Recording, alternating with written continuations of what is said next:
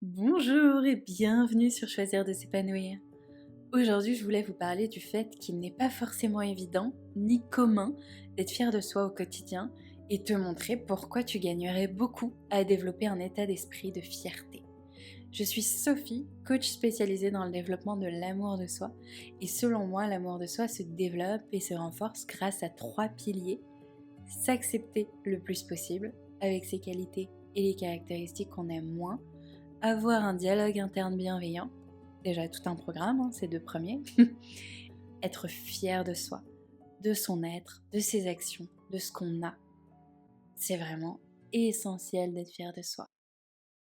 Je voulais déjà commencer par te poser la question: qu'est-ce qui aujourd'hui t'empêche d'être davantage fier de toi? Rentrons dans le vif du sujet. Pourquoi est-ce qu'on a du mal à être fier de soi?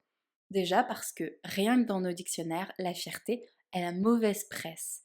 Dans le dictionnaire Larousse, que je cite fréquemment, la définition de l'adjectif fier, c'est qui se croit supérieur aux autres et le manifeste par son comportement. Synonyme: arrogant, dédaigneux, prétentieux, suffisant. Effectivement, ça donne pas vraiment envie, hein.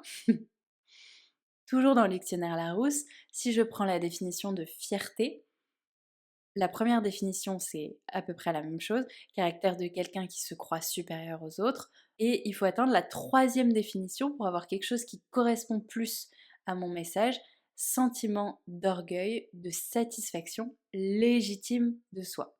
Là, on avance.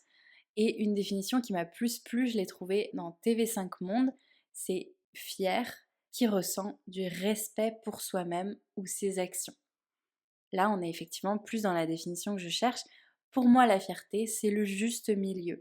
C'est sentir qu'on a de la valeur, s'estimer, sans pour autant se mettre au-dessus des autres.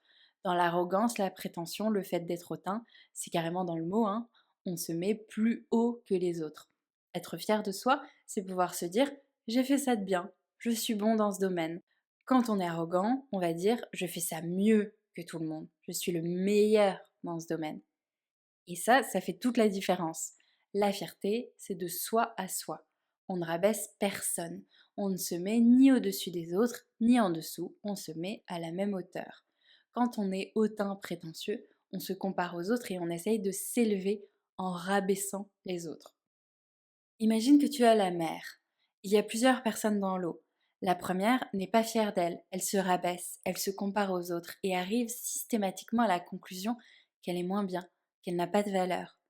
On imagine donc qu'elle se met la tête sous l'eau puisqu'elle se rabaisse. Elle va probablement avoir besoin de l'aide d'une bouée ou d'une autre personne pour remonter. S'accrocher aux autres va l'aider à se sentir mieux.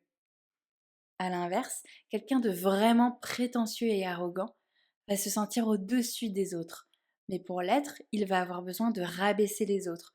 Donc schématiquement, c'est comme s'il s'appuyait sur les autres pour se mettre encore plus au-dessus de l'eau.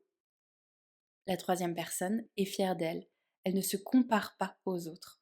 Elle sait qu'elle est là où elle en est, et c'est ok. Elle a la tête hors de l'eau, elle nage par elle-même, car elle remplit elle-même son réservoir d'amour de soi, en étant fière d'elle et régulièrement de ses actions, en ayant conscience qu'elle a de la valeur. C'est un peu caricatural et mon but c'est pas de diaboliser l'arrogance non plus, c'est parfois utile d'être un peu arrogant, prétentieux, hautain dans certains contextes, ça peut motiver, ça peut aider à passer à l'action. Toutes nos caractéristiques sont complémentaires. Mais c'est pour montrer que la fierté ne devrait pas avoir mauvaise presse selon moi. Au contraire, c'est juste sain et normal d'être fier de soi. Ça participe à une bonne estime de soi. On ne peut pas avoir une belle estime de soi sans être fier de soi. Or, on a tous besoin de s'estimer. Je le redirai jamais assez, l'amour de soi est la clé d'une vie sereine, stable, épanouie et pleine de joie. Je crois que c'est déjà une idée vraiment centrale. Tu peux t'autoriser à être fier de toi, car ça va rien enlever aux autres, ça ne va pas t'éloigner des autres, ça ne va pas te rendre prétentieux ou hautain. C'est du respect de soi et de sa valeur que de reconnaître ses fiertés. Maintenant que tu vas t'autoriser à être fier, qu'est-ce qui t'empêche encore de l'être? Peut-être cette impression que tu n'as pas de quoi être fier. Cette impression vient du fait qu'on se compare à des gens qui n'ont absolument pas la même vie, le même parcours, et que l'on se dit qu'on ne peut pas être fier car on n'en est pas là. C'est comme si on mettait un échelon minimum, et en général, il est assez haut. Je ne peux pas être fière tant que je n'ai pas atteint cet échelon.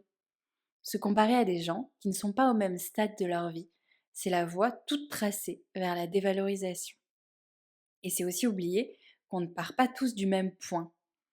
Toi, tu as peut-être plus de peur dans le domaine relationnel par exemple, donc tu as peut-être l'impression d'avancer lentement. Mais en même temps, tu avances et donc tu peux être fier de toi. Surtout que si c'est un domaine dans lequel tu as beaucoup de peur, chaque pas te demande peut-être encore davantage de courage. D'ailleurs, je te pose la question, quel est le domaine dans lequel tu aurais le plus besoin d'être davantage fier de toi? Il n'y a pas de palier minimum pour être fier de soi. La première marche de chaque escalier compte. Chaque marche de chaque escalier compte. Même un pas dans le couloir.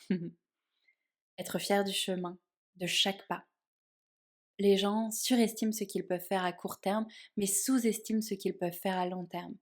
Je crois que la phrase exacte, c'est on surestime ce qu'on peut faire en un an, mais on sous-estime ce qu'on peut faire en 5 ans. Et finalement, cette phrase explique aussi pourquoi on n'est pas davantage fier de soi. On se fixe des standards de fierté trop hauts.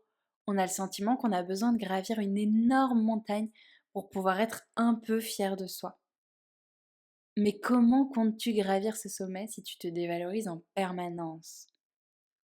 Pour être fier d'une action, on n'a pas besoin que ce soit quelque chose qui ait demandé énormément de temps, de larmes. Ça peut être quelque chose qui semble petit, mais qui est nouveau. Une nouvelle recette de cuisine. Tout le monde ne le fait pas. Et dans tous les cas, même si ce sont des choses qu'on a le sentiment que tout le monde fait, la fierté, c'est vraiment de soi à soi. Alors la phrase «tout le monde peut le faire» pour dévaloriser sa fierté ne marche pas. Déjà parce que ce n'est pas vrai et qu'en plus, on n'a pas besoin de faire quelque chose d'unique réalisé pour la première fois dans le monde pour être fier de soi. Et heureusement, on est fier par rapport à soi-même, par rapport à la version de nous d'il y a 5 ans, par rapport à hier, par rapport à nos challenges du moment. Quelqu'un qui vit une dépression peut être fier de sortir de son lit. Les fiertés, ça ne se compare pas. Tu peux être fier de qui tu es, de ce que tu fais, de ce que tu as. Je vais même pas te donner d'exemple parce que tu peux réellement être fier de tout. Il n'y a pas de catégorie et il n'y a pas de minimum. Maintenant que tu sais que tu as forcément de quoi être fier, comment on fait? La clé, c'est de regarder différemment, de mettre des lunettes de fierté et de regarder les petits détails du quotidien dont tu peux être fier. La vie se joue dans les détails. Tu l'as certainement déjà remarqué. Un jour, tu as fait une réflexion à ta compagne, elle n'a pas sourcillé. Mais la même réflexion, les mêmes mots, avec une intonation différente, là, ça a tout changé. Le but, c'est d'arrêter de regarder le verre à moitié vide, sur les objectifs que l'on n'a pas atteints dans la journée, dans la semaine, dans l'année, sur la personne qu'on ne serait pas, les objectifs et même souvent les fantasmes. Parce qu'on a vraiment des objectifs, des ambitions qui ne sont pas atteignables, ou en tout cas pas maintenant. Je crois que globalement, tout est possible. Mais il y a des objectifs que tu ne peux pas te fixer pour la semaine prochaine. C'est juste trop tôt. Être dans une dynamique de fierté, c'est donc aussi remettre son focus sur le positif. C'est toujours une histoire de focus, car il y a toujours du positif ou à minima des choses qui auraient pu être pires. Il y a quelques jours, j'ai repris mon carnet de fierté qui m'avait tant aidé à développer mon amour de moi il y a quelques années. Je m'astreins à trouver au minimum 3 fiertés par jour. Récemment, j'ai écrit que j'étais fière d'avoir répondu à certains mails dès le matin. On pourrait se dire, répondre à des mails, est-ce que c'est vraiment une fierté? C'est le quotidien de millions de gens. Mais encore une fois, ce qui compte ici, c'est moi. Et moi, je n'aime pas cette tâche.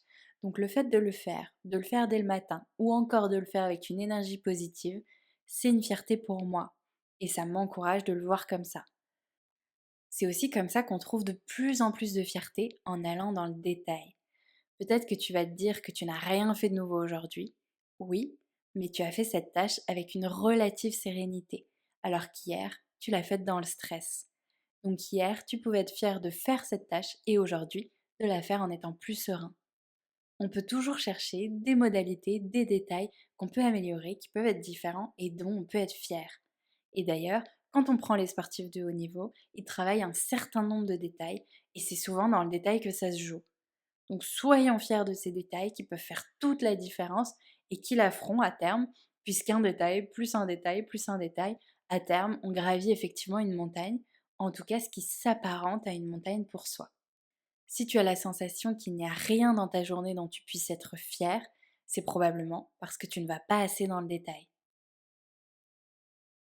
Là, tu te dis peut-être que commencer à se congratuler pour chaque petite chose, c'est la porte ouverte à la flemmardise. Détrompe-toi. Au contraire, la pression que l'on se met pour essayer d'arriver à une hauteur inatteignable peut vraiment nous pousser à procrastiner. Pour ma part, ça se vérifie. Les périodes où j'ai le plus procrastiné dans ma vie sont celles où je me suis mise le plus de pression et où je n'avais pas le sentiment que je pouvais être fière de moi. Comme si je n'étais pas encore arrivée à cette marche où je serais enfin digne de fierté. Et finalement, ce podcast aurait pu s'appeler Être fier de soi pour se motiver. Quelle vie te donne le plus envie?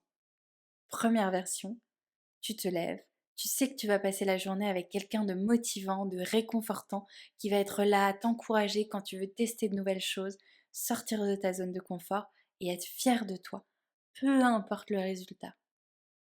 Deuxième possibilité, tu te lèves le matin. Tu sais que tu fasses quelque chose de nouveau, de différent, d'osé ou pas.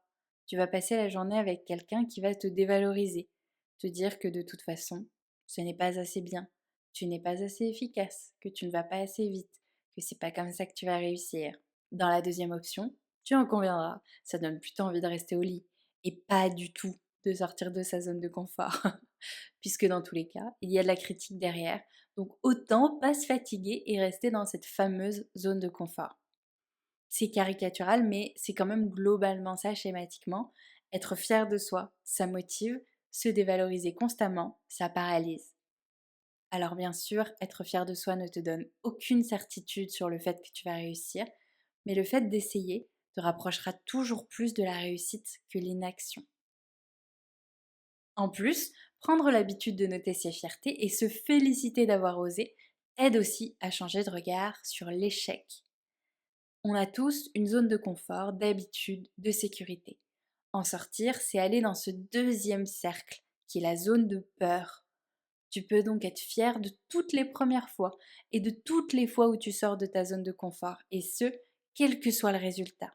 Le fait de tenter quelque chose est déjà une réussite, et tu peux en être fier. Tu mets donc moins de pression sur le résultat qui devient presque un bonus. A l'inverse, dans la vision plus manichéenne, noir ou blanche, réussite ou échec, tu vas te dire ça n'a pas fonctionné, c'est un échec. Et il y a plus de chances pour que tu aies peur d'y retourner, car tu associes l'expérience à quelque chose d'entièrement négatif. Quand tu es dans une dynamique de fierté, ton état d'esprit est différent, puisque chaque nouvelle action est déjà une fierté et donc une réussite. Tu as donc davantage envie d'être dans l'action, d'oser, ce qui va te permettre sur le long terme d'atteindre plus d'objectifs et de réaliser plus de rêves. Le message que j'ai envie de passer dans cette vidéo, c'est vraiment soyez fiers de vous, le plus souvent possible. Je n'ai pas besoin de connaître ta vie pour savoir que tu peux être fier de toi. Il y a plein de choses pour lesquelles tu peux être fier au quotidien. Et peut-être que pour l'instant, tu n'as pas l'habitude de les mettre, ces lunettes de fierté. Mais crois-moi, ça s'apprend. Je pense qu'on gagnerait vraiment tous à intégrer davantage de fierté dans notre quotidien avec un carnet de fierté qu'on remplit chaque soir, chaque fin de semaine ou chaque mois. Après, évidemment, on n'a pas forcément l'envie ou le temps de rédiger un carnet. Moi, évidemment, c'est quand même mon métier, le développement personnel. Je comprends totalement que ça puisse pas être ton cas. Mais finalement, quand on est dans une dynamique de fierté, quand chercher des fiertés devient un jeu, une habitude, un réflexe, on peut mettre à profit des temps qui étaient déjà là, dans les transports notamment, en faisant la vaisselle, des moments qui existent déjà dans ton quotidien et que tu peux enrichir en te demandant, peut-être à l'aide de mon podcast précédent, quelles sont les fiertés du jour? Qu'est-ce qui me rend fière? Ce sont de petites questions qui ne seront peut-être pas évidentes au début, parce qu'au début, les lunettes peuvent être mal réglées. Un peu comme les jumelles quand on n'a pas l'habitude de les utiliser. Au début, on voit un peu flou. La première fois, tu vas peut-être scanner ta journée et te dire « Non, il n'y a rien, pas de fierté ». Et après, tu vas commencer à ajuster tes jumelles et te rendre compte qu'il y a des choses que tu aurais pu faire différemment, des choses que tu aurais pu ne pas faire du tout, peut-être même que tu n'aurais pas osé faire il y a 5 ans, des caractéristiques que tu as développées, des choses qui avancent. Je finirai avec cette question. Quelles sont les choses, même petites, dont tu peux être fier ? Voilà, c'est tout pour ce podcast. J'espère qu'il t'a plu, qu'il t'a envie d'être fier, davantage fier, de mettre plus souvent tes lunettes de fierté. Si tu as aimé ce podcast, tu peux mettre un j'aime, t'abonner et même commenter, je le dis rarement. Comme je le disais en introduction, je suis coach de vie spécialisée dans le développement de l'amour de soi. Donc si ça t'intéresse de développer, de renforcer ton amour pour toi, je fais des coachings, notamment par Zoom. Donc je te mets mes coordonnées comme toujours en barre d'infos. On se retrouve très vite pour un nouveau thème et 2 contenus en octobre. Et en attendant, prends soin de toi. Ciao!